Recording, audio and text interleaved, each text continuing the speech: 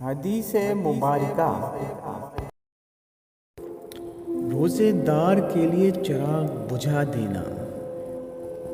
ایک صحابی رضی اللہ تعالیٰ عنہ روزے پر روزہ رکھا کرتے تھے، یعنی وہ لگاتار روزے رکھا کرتے تھے۔ اکثر افطار کے لیے کوئی چیز کھانے کی میسر نہ آتی تھی، یعنی بہت کم وہ افطار میں چیزیں کھایا کرتے تھے، ان کی استطاعت نہیں تھی، وہ کچھ کھا نہیں پاتے تھے بہت زیادہ۔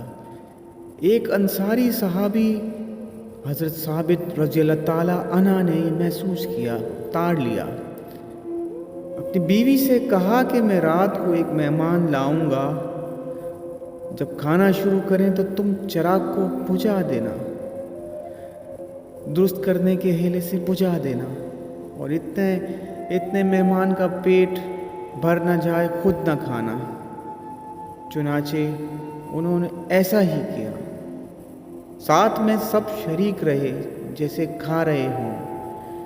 صبح کو جب حضرت ثابت رضی اللہ تعالیٰ عنہ جب حضور کی مجلس میں حاضر ہوئے تو حضور صلی اللہ تعالیٰ علیہ وسلم نے فرمایا کہ رات کو تمہاری مہمان کے ساتھ برتاؤ اللہ تعالیٰ کو بہت ہی پسند آئی۔ سبحان اللہ، ہمیں بھی ایسا ہی کرنا چاہیے، روزہ دار کا خیال رکھیں۔